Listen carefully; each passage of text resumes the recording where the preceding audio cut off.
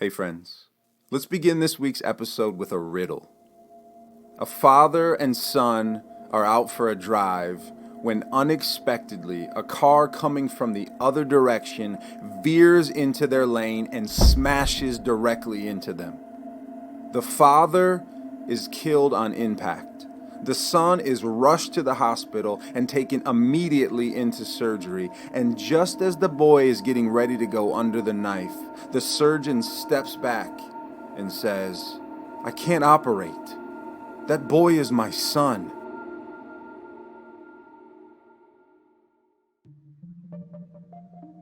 So what's going on here?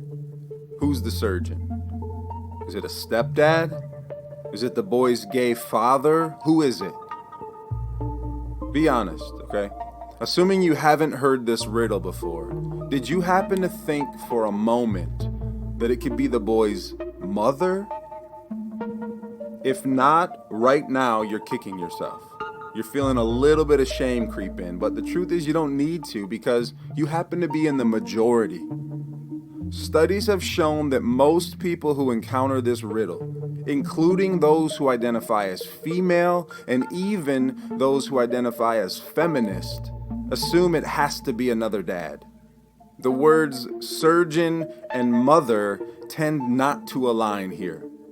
And why is that? What's to blame? Is it because you're a raging sexist pig? Maybe.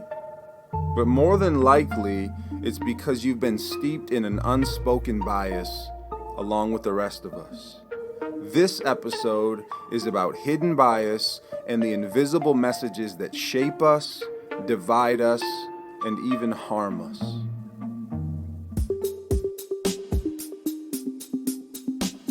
What if I told you that your life right now is worth noticing? This is the Attention Collection. I'm Anthony Garcia.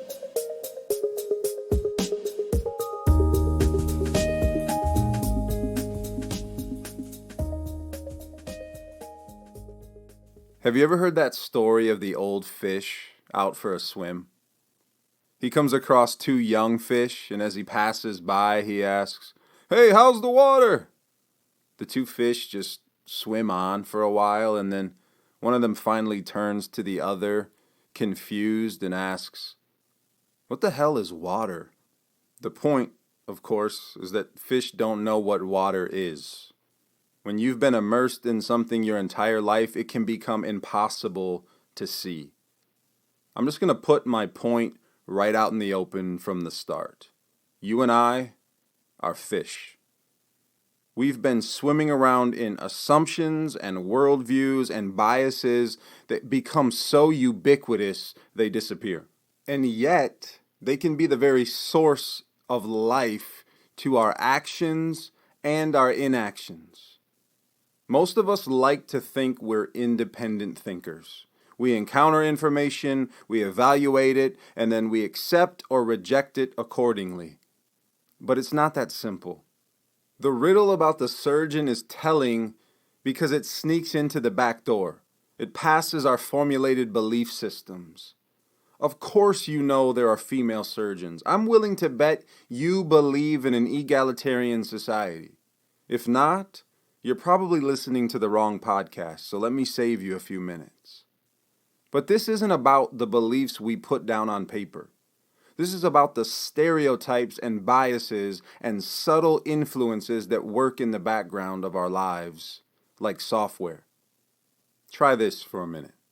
Assuming you aren't driving or operating heavy machinery, close your eyes. Now I want you to picture a pilot. Do you see the pilot? Okay. Now I want you to picture a landscaper. Who do you see there? Okay, now let's try a different direction. I want you to picture a terrorist. When you thought of the pilot, who did you see? What gender did you see? And what about the landscaper? And perhaps most telling of all, who did you see when you pictured a terrorist? Did you see a brown man with a beard and a headscarf? If so, That's perfectly understandable because this is the stereotype we've seen in movies and television since the day we were born. But what about a white guy with a swastika tattoo waving a Confederate flag? Did you see that when you pictured a terrorist?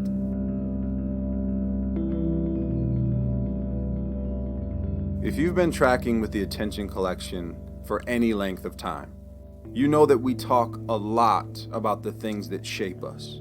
We talk about the films and music and art and literature and relationships that are responsible for our formation. We are never not being formed. We are never not being shaped into the person we are becoming. And the truth is, while we're shaped by the things we choose to engage with, the stuff we knowingly bring into our lives, we are equally shaped by our surroundings and culture and the unspoken biases we've been steeped in from day one. We are fish. This is our water, plain and simple. And to that end, there's this section in the book Life's Too Short to Pretend You're Not Religious from David Dark. And he writes, strangely enough, about our religious upbringings. And he's an educator, so in one of the classes that he teaches, the very first assignment is to have students write about their weird religious upbringings. Some students may immediately describe growing up Catholic or Pentecostal, but some students don't know how to do the assignment. They don't have a religious upbringing, or so they think. And to that end, David writes, "It's exceedingly difficult to discuss religion with people who are absolutely certain only other people have one." Think about that. So he helps them out a little bit. He says, "I'd be willing to bet many of you were probably raised capitalist, for instance." Raised capitalist. Of course we were. It's just something that's so ingrained, so completely part of every decision and every motivation that we can't see it anymore. Water, fish. So let's help rubber find road here. The United States of America is on fire right now, literally and metaphorically.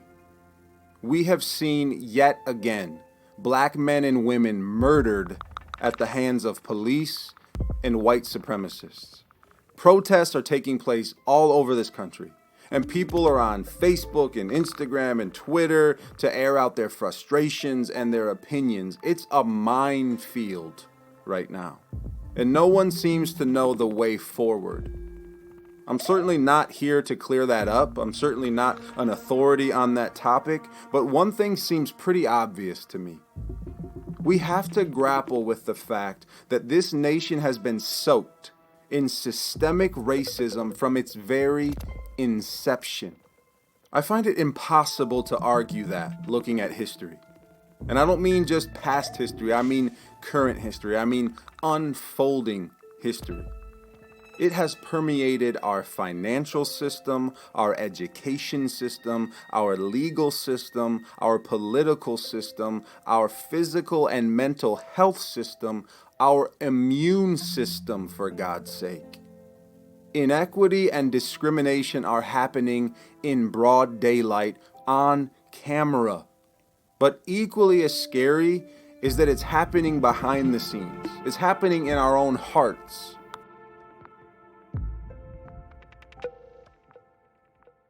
Most people these days would not identify as racist. In fact, most people I encounter run as far away from that label as possible. But racism doesn't care if you have black friends or family members. Racism isn't always as blatant as an outward aversion to people of color. Racism is found in the subtle inequities between racial groups. It speaks to who gets favored, who gets a fair chance, who is truly valued in a society. It is possible to espouse racist ideas and prop up racist systems without feeling hate for a people group, because it's just in the water. Speaking of the word racist, Professor Ibram Kendi writes in his book, How to Be an Anti-Racist, which if you haven't read it, come on, read it. He says, "It is not the worst word in the English language. It's not the equivalent of a slur. It is descriptive. And the only way to undo racism is to consistently identify and describe it, and then to dismantle it. Think about that.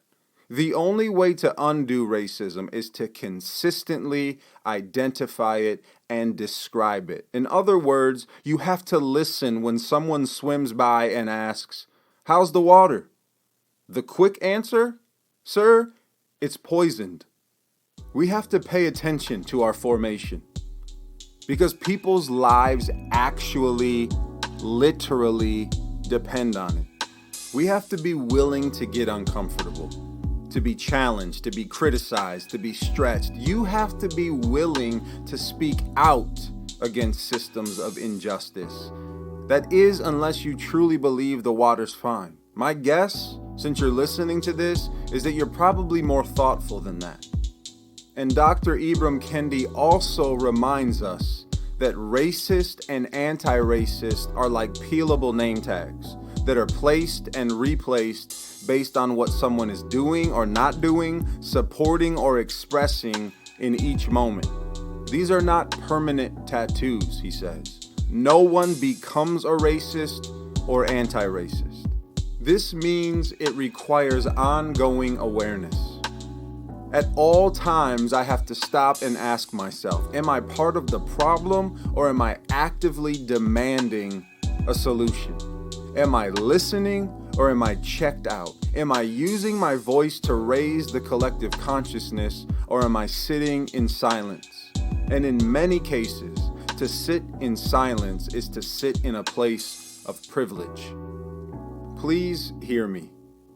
The question is not, am I biased? The question is, where are my biases? They exist. They are there. What stereotypes and broken stories are running in the background? Who am I seeing and who am I not seeing? Who am I becoming?